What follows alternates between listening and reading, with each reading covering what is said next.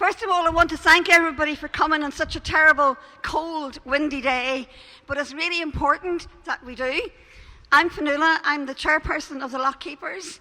We're a group that want to protect the Lough, we want to celebrate the Lough as well, and we want to build communities around the Lough.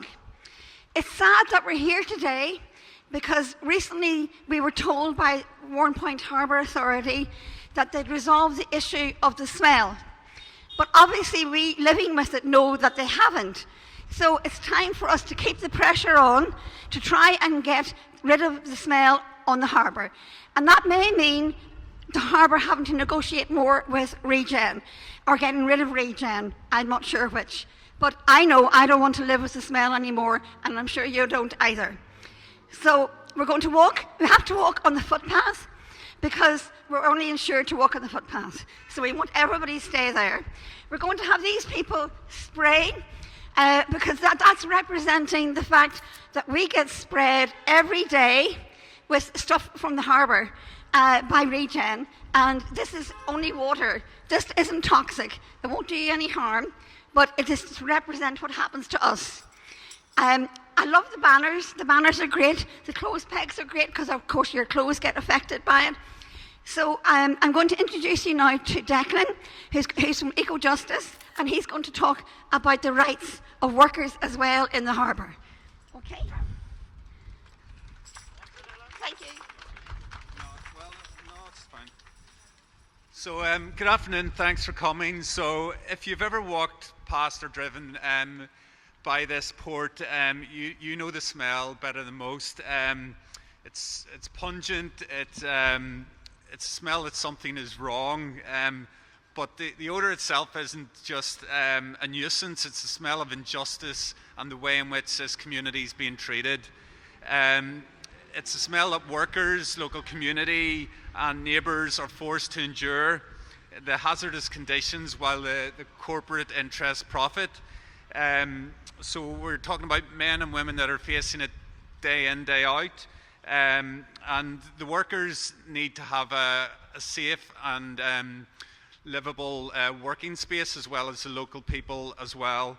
Okay.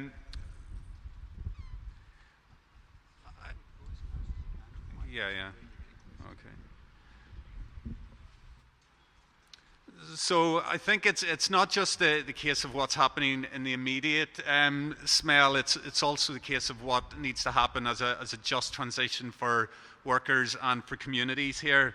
And a just transition basically means that no one should be left behind in the process of addressing the problems that we've got here at the port.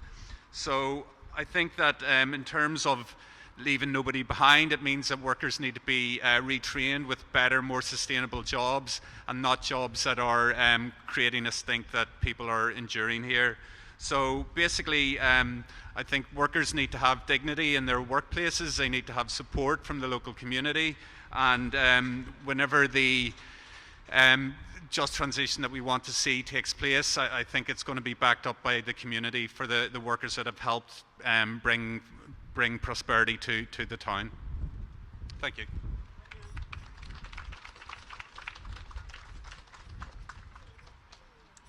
Hiya, my name is Dean McCullough. I'm an ecologist. Can you all hear me okay? I'm an ecologist from Newry, and yeah, I'm not going to lecture you about biodiversity or the ecology really, because I'm sure you all know how important it all is. But being in the area of Carlingford Lough, obviously it's kind of characterised by a marine ecosystem. So you can imagine what's in that environment or in that ecosystem, or at least what should be in that ecosystem. And when you have certain nefarious activities going on, such as pollution of both freshwater and marine water, that obviously has an impact on our biodiversity. And I suppose the problem or the issue with marine pollution is sometimes we can't see it, or the impact on the ecosystem, because we're not fish and we can't actually swim in the water and see it. It's not as tangible as perhaps pollution on the land. But ultimately, is something I keep trying to tell people, is that separation is an illusion, and you can't expect something to happen in the loch and not affect us or your community, your children, or even other wildlife as well and other ecosystems.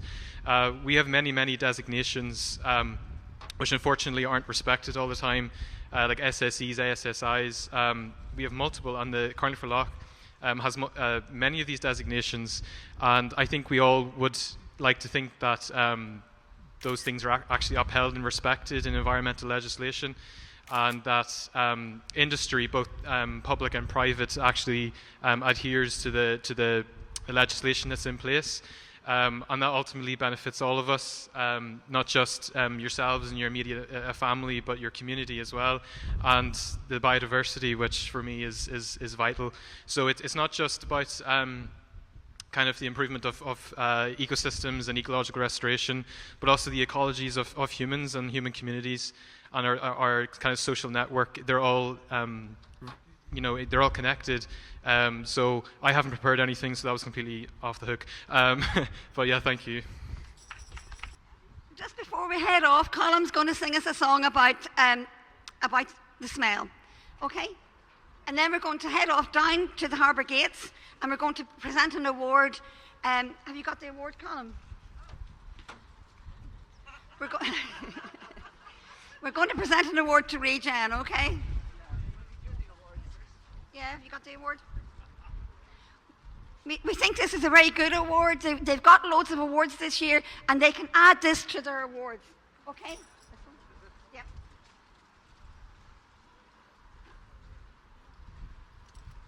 Yeah, do you want to come a bit closer? You're like the people that come to Mass early to get a good seat at the back. You will have been aware maybe that awards were presented to Regen recently for best management. They've managed to harass this community and much further afield for more than 2 years. I respect the right of anybody to say that is something to aspire to, harassment, but I think most people here would agree that it is not appropriate to offer awards for harassment over 2 or 3 years. I speak as someone who has listened and been here in rain and snow and all kinds of weathers, listened to people like Fionnuala, Liz, all the people who have been brave enough to take a consistent stance on it, like Mark Gibbon, who is here today. And we decided that an appropriate award would be this one. And unfortunately, it's a joint award. We had to share it between Regen and Warrenpoint Harbour Authority. So hands up if you think that's a good idea.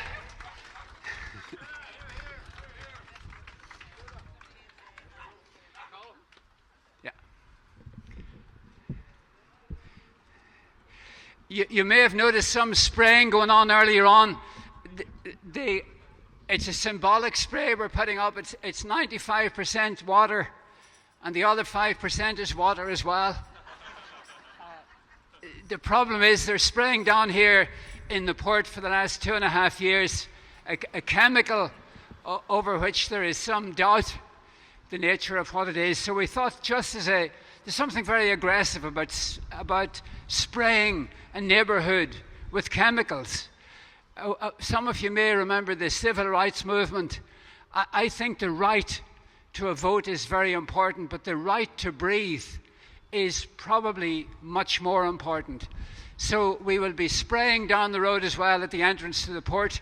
We've sprayed the windows here, it's symbolic, and we have enough H2O, I think, to do some more ritualistic cleansing on the way to the port. I wrote this song in response to the fact that waste has been brought over here from many parts of England and Scotland, including a great centre of learning in Cambridge. We have been in touch with Cambridgeshire people who are as angry as we are at such a powerful symbol of Warrenpoint being used as a dump, not just for waste from around this part of the world, but also from across the Irish Sea. So I'm going to try and sing it here for you now, and there's a bit of a chorus in it. If you feel like joining in, it'll be great. People all around the world, and the not so good ones too. It's time for talking rubbish. That's a serious thing to do. For waste is all around us, and although we may not guess, so long as we keep making it, our lives will be a mess. Have you ever been to Cambridge? It's a city of renown, where learned men and women learn to wear the hood and gown. The consuls there decided with the help of Mr. Ben, by sending waste to County Down, the problem solved for them. Black and blue and brown and green and yellow, sometimes red, but don't let different colours do strange things to your head.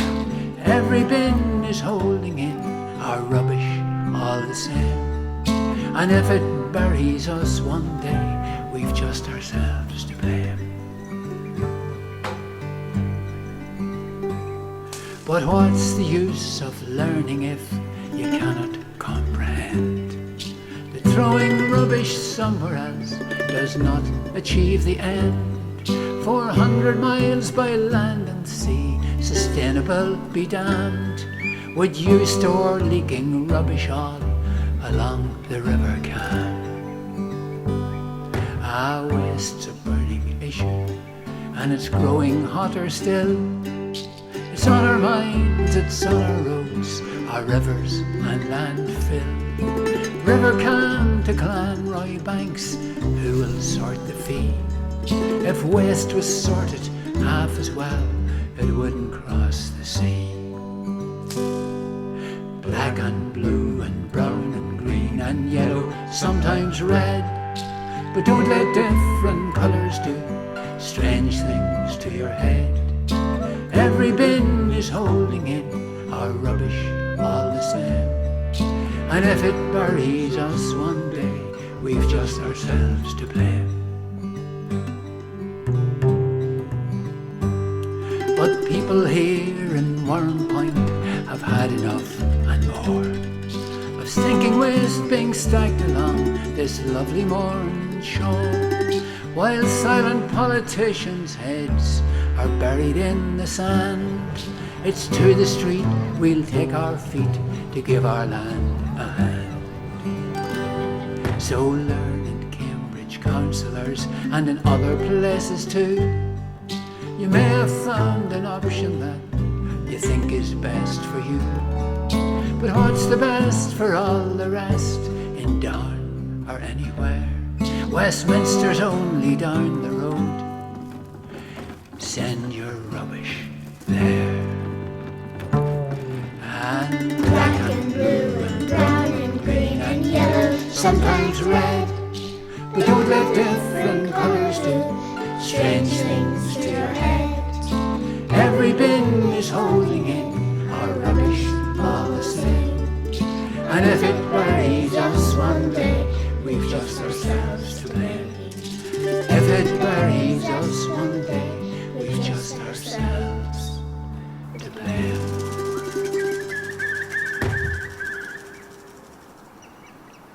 Stop the stink! Stop the stink! Stop the stink! Stop the stink! Stop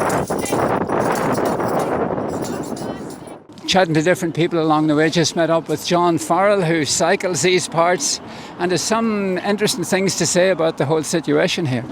Thanks very much, Colin. Indeed, I actually sort of think people don't realise maybe how much there is a smell here until you're actually out and in it. Sometimes if you're in the town, it could be masked from you, but if you're out cycling where you're trying to keep fit and looking after your health, I have noticed it on the carriageway from this point here up to the roundabout, up to the top of the hill in the carriageway, and even coming back.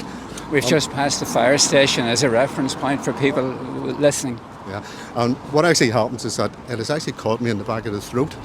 And it's Taste actually, it. you can actually taste whatever it is, you can taste it. So I decided I was going to do the Greenway from Newry to Carlingford, and I thought, well, I'll be safe there. But what I actually find is that when I get directly opposite the docks into Omeath, I'm actually getting the same stench coming across depending on the winds. And this really makes me start to think there has to be something done here, not just to protect the people in Warrenpoint and that area, but also in Omeath. And I think this needs to escalate into an international situation where the Irish government need to take this seriously, because it is affecting the health of the people in Omeath and in North Lough. And I think this is an issue that needs to come before the North-South Ministerial Council, the East-West body, and if necessary for the Irish government to start initiating proceedings against the UK government for the protection of the health and well-being of their own people. It's just a mad thought I have. But with so little action being taken by local politicians, I think we do need to start thinking of ramping this up to an international level and making an international case out of this, where the Irish government confronts the UK government about what's happening to the people in North Lough, but also in Warrenpoint and Newry and Carlingford areas. Do you think it would also, because of that transboundary issue, apart from addressing it maybe at a European level, also bringing this question into Westminster? I do think that there, and I think there is a European dimension to it as well, because Europe has set very stringent targets and objectives for the environment. And I think that although the UK is out of the EU, there is still a responsibility for the UK to maintain the standards they set for themselves. But importantly, if there are breaches, the environmental actions of Europe within North Lough, then I think there is a question there as well for the European Parliament to be actually introduced into the conversation. Thank you very much, John. Can you smell it? Oh, it's very bad here. Very bad. Especially the way the wind's blowing, we're getting it bad. Yeah. How do you feel about the award today for the Neighbours from Hell? Because I know you're one of the many people deeply affected. Oh, I just can't believe that people don't do their research before they give these awards. It's just crazy. They need to research and see what exactly is going on deeper in the system. So it's just... Do you ever think in the business world that they are getting the award not in spite of what they're doing, but because of what they're doing and flaunting the laws? Well, it seems to work that way, which is very... Oh, it's crazy. It's just not right. We shall overcome. We shall overcome. We shall overcome someday. Deep in my heart, I do believe we shall overcome. Sorry. Someday. Lovely. All right, the next line is, we shall have clean air someday. We shall have clean air. We shall have clean air. We shall have clean air someday. Deep in my heart, I do believe we shall overcome someday. Good. All right, we'll swim in clean waters. Yeah. We'll swim in clean waters. We'll swim in clean waters. We'll swim in clean waters someday. Deep in my heart, I do believe we shall overcome someday. We are not afraid today. We are not afraid.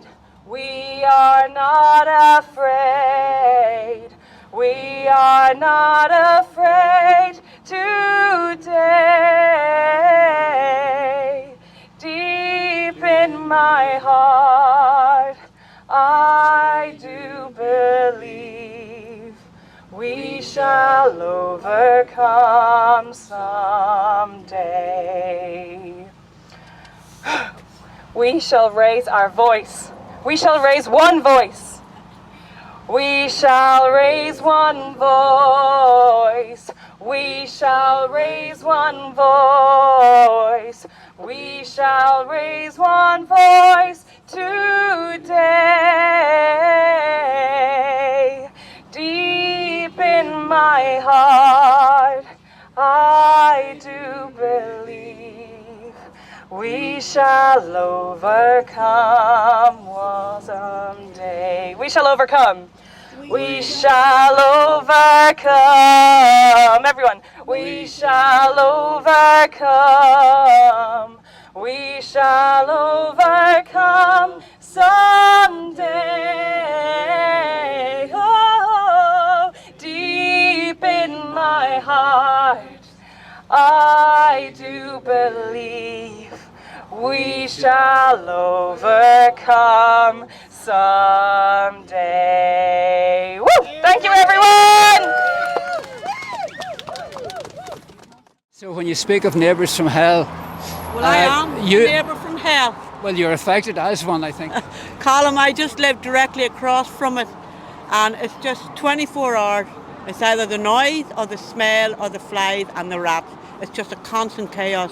I have a first time with Granny last year. I can't even get my grandson to come up because you don't know if the flies or the rats. It's not fair. I have to travel to Dublin to see him. And I says, this morning, I woke up my window, the first thing you breathe is the waste. I should be breathing fresh air. I have an ill mother at the moment, and she can't even come down to visit me because the smell is overpowering for her and she'd be sick. And I think that is not living. This is hell. And these people are making money, but they don't realise I'm not making money out of it, but my health is affected by it as well as my family. I think it's very unfair. The march today was good. It would be nice to see a lot more people, especially the business. Can they not close up for a half an hour and come out and support it? Because they're affected as well, because smell continues. The tourist is affected. They're not going to be in. I personally wouldn't be going in having coffee or tea sitting with a smell like that. It's not fair. It is affecting everybody right across the board. Thanks for sharing those thoughts with us. It's one of those days when you think what can be done. A few minutes ago, this road was actually blocked by the numbers walking across the street. We will always want to work inside the law. Do you think that may one day be a solution if the authorities who have the power to stop this don't, that people simply have to find a legal way to block the port? Yes, I think so. I think we need to do something. We just can't live in hope. We have lived in hope for so long, and it's gone on for years. So we need to move on and get some legal support and help to move this. You know, we're having rubbish. It's not local rubbish. It's rubbish from all over the UK, Scotland and Ireland. How far are they going to go? It's not fair. They're not. Mr. Doherty's not living on the rubbish. We are. I feel at this present the hurt and the anger that I can't have a family life. I'd love to take the rubbish up to his doorstep and say, there you go, breathe that, smell it, and the flies and the rats. This is what I'm living in. I've lived in Claremont Gardens over 60 years. Never once in the factory here in Warrenpoint, Reed's factory, whatever now the day, never experienced rats or anything like it. And I don't see why we should have to live like this. And I don't see why I should have to move at this time of my life.